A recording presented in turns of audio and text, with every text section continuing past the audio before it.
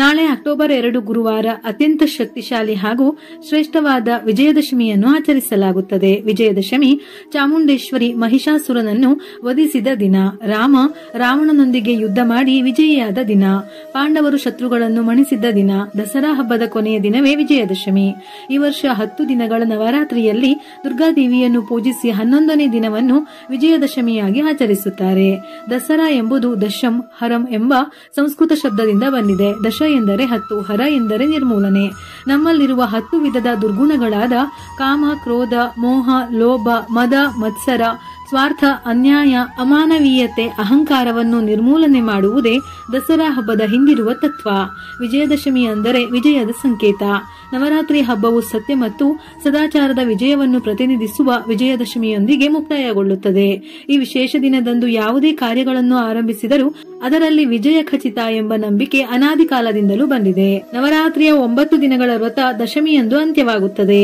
ದಶಮಿಯಂದು ಮಹಾಕಾಳಿ, ಮಹಾಲಕ್ಷ್ಮಿ, ಮಹಾಸರಸ್ವತಿಯ ಪೂರ್ಣ ರೂಪ ಸಾಕಾರವಾಗುತ್ತದೆ. ಈ ದಿನ ದುರ್ಗೆ ಬೇಡಿದ್ದನ್ನು ನೀಡುತ್ತಾಳೆ.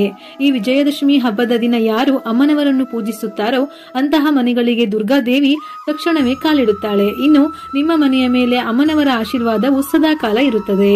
ಈ ವಿಜಯದಶಮಿ ಹಬ್ಬದಂದು ಮನೆಯಲ್ಲಿರುವ ಪ್ರತಿಯೊಬ್ಬರು ಶುದ್ಧವಾದ ನಂತರ ಕೆಂಪು ಬಣ್ಣದ ವಸ್ತ್ರಗಳನ್ನು ಧರಿಸಿದರೆ ಶ್ರೇಷ್ಠ.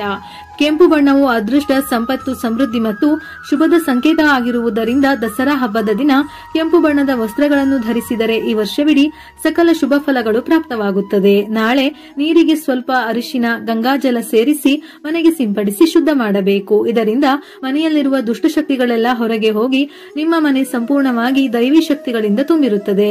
ಎಲ್ಲಿ ದೈವಿ ಶಕ್ತಿ ಇದೆಯೋ ಅಲ್ಲಿ ದೇವಾನುದೇವತೆಗಳ ಅನುಗ್ರಹ ಇರುತ್ತದೆ. ಅಲ್ಲದೆ ಈ ವಿಜಯದಶಮಿಯ ದಿನ ತಪ್ಪದೆ ಮನೆಯ ಹೊಸ್ತಿಲನ್ನು ಸಂಪೂರ್ಣವಾಗಿ ಅಲಂಕರಿಸಬೇಕು. ಅಕ್ಕಿ ಹಿಟ್ಟಿನಿಂದ ಮನೆಯ ಮುಂದೆ ರಂಗೋಲಿ ಹಾಕಿ ಲಕ್ಷ್ಮೀ ಸ್ವರೂಪವಾದ ಹೊಸ್ತಿಲುಗಳಿಗೆ ಅರಿಶಿನ ಲೇಪಿಸಿ ಕುಂಕುಮದ ಬೊಟ್ಟುಗಳನ್ನು ಇಟ್ಟು ಮಾವಿನ ತೋರಣಗಳನ್ನು ಕಟ್ಟಿ ಹೂವುಗಳಿಂದ ಅಲಂಕರಿಸಿಕೊಳ್ಳಬೇಕು. ನಾಳೆಯ ದಿನ ತಪ್ಪದೆ ಮನೆಯ ಹೊಸ್ತಿಲು ಮತ್ತು ಮನೆಯ ಬಾಗಿಲಿಗೆ ಅರಿಶಿನದ ಲೇಪನದಿಂದ ಸ್ವಸ್ತಿ ಚಿಹ್ನೆಯನ್ನು ಹಾಕಬೇಕು. ತಾಯಿ ಲಕ್ಷ್ಮಿಯ ಅನುಗ್ರಹದಿಂದ ಅಖಂಡ ರಾಜಯೋಗ ಲಭಿಸುತ್ತದೆ. ನವರಾತ್ರಿಯ ಇಷ್ಟು ದಿನ ಬನ್ನಿಮರದ ಪೂಜೆಯನ್ನು ಮಾಡದೇ ಇದ್ದಲ್ಲಿ ನಾಳೆ ವಿಜಯದಶಮಿಯ ದಿನ ಬನ್ನಿಮರದ ಪೂಜೆ ಮಾಡುವುದು ತುಂಬಾ ಶ್ರೇಷ್ಠ. ಬನ್ನಿ ಪತ್ರೆಯನ್ನು ಬಂಗಾರ ಎಂದು ಹೇಳುತ್ತಾರೆ. ಇಂತಹ ಬನ್ನಿ ಪತ್ರೆಯನ್ನು ವಿಜಯದಶಮಿಯಂದು ಪರಸ್ಪರ ವಿನಿಮಯ ಮಾಡಿಕೊಳ್ಳುವ ವಾಡಿಕೆ ಇದೆ. ಬನ್ನಿ ತೆಗೆದುಕೊಂಡು ಬಂಗಾರದಂಗೆ ಇರಿ ಎಂದು ಹೇಳುತ್ತಾ ಬನ್ನಿಯನ್ನು ಪರಸ್ಪರ ಹಂಚಿಕೊಳ್ಳುತ್ತಾರೆ. ಶಮಿಪತ್ರೆ ನೀಡುವಾಗ ಹೇಳುವ ಶ್ಲೋಕ: ಶಮಿ ಶಮೀಯತೆ ಪಾಪಂ ಶಮಿ ಶತ್ರು ವಿನಾಶಿನಿ ಅರ್ಜುನಸ್ಯ ಧನುರ್ಧಾರಿ ರಾಮಸ್ಯ ಪ್ರಿಯದರ್ಶಿನಿ. ಶಮಿ ವೃಕ್ಷ ದೇವಲೋಕದಿಂದ ಬಂದ ವೃಕ್ಷವೆಂದೇ ಹೇಳುತ್ತಾರೆ. ಈ ವೃಕ್ಷದಲ್ಲಿ ಸಾಕ್ಷಾತ್ ದುರ್ಗೆ ನೆಲೆಸಿದ್ದಾಳೆ. ಇಂತಹ ಶಮಿ ವೃಕ್ಷವನ್ನು ವಿಜಯದಶಮಿಯಂದು ಪೂಜಿಸುವುದರಿಂದ ಅನೇಕ ವಿಶೇಷ ಫಲಗಳನ್ನು ಪಡೆಯಬಹುದು. ಶಮಿ ವೃಕ್ಷ ಪೂಜಾ ಫಲಗಳು: ಶಮಿ ಪೂಜೆಯಿಂದ ಶತ್ರುಗಳ ನಾಶ, ಪಾಪ ಪರಿಹಾರ, ಮನುಷ್ಯನ ಅಂತರಂಗ ಬಹಿರಂಗದ ಶುದ್ಧಿ.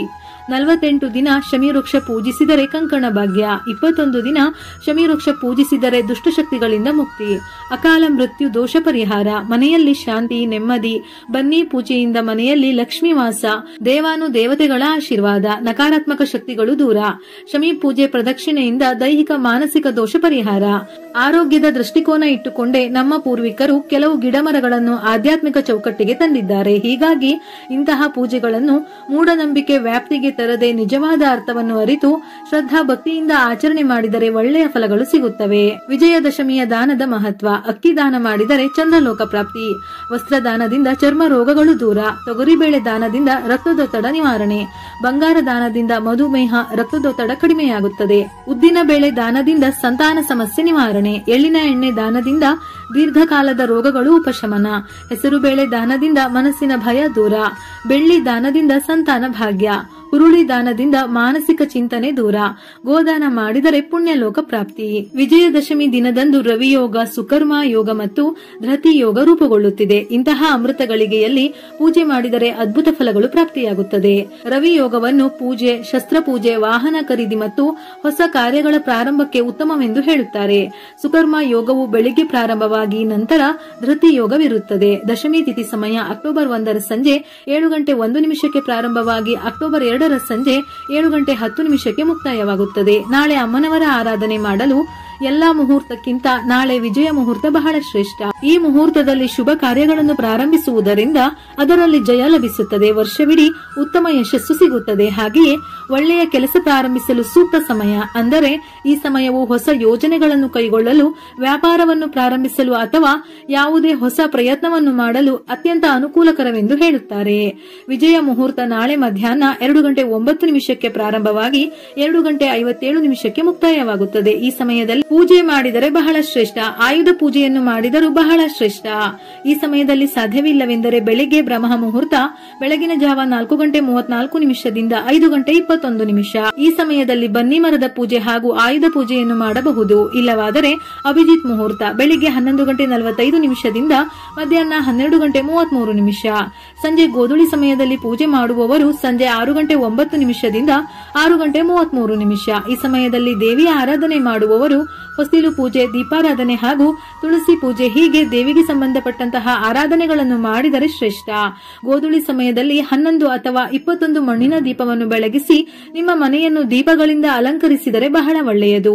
ನಾಳೆಯ ದಿನ ಅಮ್ಮನವರಿಗೆ ಅನ್ನದಿಂದ ಮಾಡಿದ ಸಿಹಿಯನ್ನು, ಖಾದ್ಯವನ್ನು ಅಂದರೆ ಬೆಲ್ಲದ ಅನ್ನ, ಚಿತ್ರಾನ್ನ, ಮೊಸರನ್ನ ಇವೆಲ್ಲವನ್ನು ತಯಾರಿಸಿ ನೈವೇದ್ಯಕ್ಕೆ ಅರ್ಪಿಸಬಹುದು. ನಾಳೆ ಧೂಪವನ್ನು ಹಚ್ಚಿ ದೇವರ ಮನೆಯಿಂದ ಮನೆಯ ಮುಖ್ಯ ದ್ವಾರದವರೆಗೂ ಧೂಪವನ್ನು ತೋರಿಸಬೇಕು.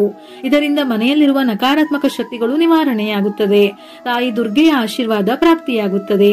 ನಾಳೆಯ ದಿನ ಅಮ್ಮನವರಿಗೆ ಬೆಲ್ಲದ ದೀಪಾರಾಧನೆ, ಅಕ್ಕಿ ಹಿಟ್ಟಿನ ದೀಪಾರಾಧನೆ ಅಥವಾ ತುಪ್ಪದಿಂದ ದೀಪಾರಾಧನೆ ಮಾಡಿದರೆ ತುಂಬಾನೇ ಶ್ರೇಷ್ಠ. ಒಂದು ವೇಳೆ ನಿಮಗೆ ನೆಲ್ಲಿಕಾಯಿ ಸಿಕ್ಕಿದ್ದರೆ ಅದರಿಂದಲೂ ದೀಪಾರಾಧನೆ ಮಾಡಿದರೆ ಬಹಳ ಶ್ರೇಷ್ಠ. ನಾಳೆ ಬೆಳಿಗ್ಗೆ 2 ತುಪ್ಪದ ದೀಪವನ್ನು ಹಚ್ಚಬೇಕು. ನಾಳೆ ಸಂಜೆ ಬೆಲ್ಲದ ದೀಪಾರಾಧನೆ ಮಾಡಿದರೂ ಬಹಳ ಶ್ರೇಷ್ಠ.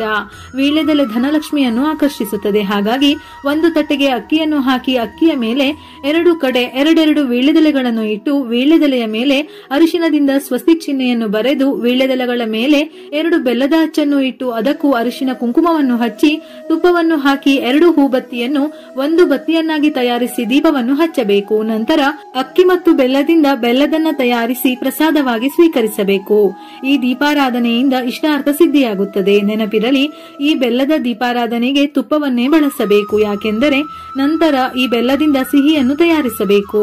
ನಾಳೆಯ ದಿನ ಯಾವುದೇ ಹೊಸದಾದ ಕಾರ್ಯಗಳನ್ನು ಮಾಡಿದರೆ ಅಥವಾ ಮನೆಗೆ ಯಾವುದಾದರೂ ವಸ್ತುಗಳನ್ನು ಅಂದರೆ ಚಿನ್ನ, ಬೆಳ್ಳಿ, ವಾಹನ, ಮನೆ ಈ ರೀತಿ ಖರೀದಿ ಮಾಡಿದರೆ ಅದರಿಂದ ದುಪ್ಪಟ್ಟು ಫಲಗಳು ಪ್ರಾಪ್ತಿಯಾಗುತ್ತದೆ. ನಿಮ್ಮ ಶಕ್ತಿಗೆ ಅನುಸಾರವಾಗಿ ಯಾವುದನ್ನಾದರೂ ಖರೀದಿ ಮಾಡಬಹುದು. ಯಾವುದು ಸಾಧ್ಯವಿಲ್ಲವೆಂದಾದರೆ ಮಣ್ಣಿನ 2 ದೀಪ ಅಥವಾ ಕಾಮಾಕ್ಷಿ ದೀಪವನ್ನು ಖರೀದಿಸಿದರೂ ಅದರಿಂದ ದುಪ್ಪಟ್ಟು ಫಲಗಳು ಪ್ರಾಪ್ತಿಯಾಗಿ ತಾಯಿಯ ಆಶೀರ್ವಾದವು ನೆಲೆಯಾಗುತ್ತದೆ.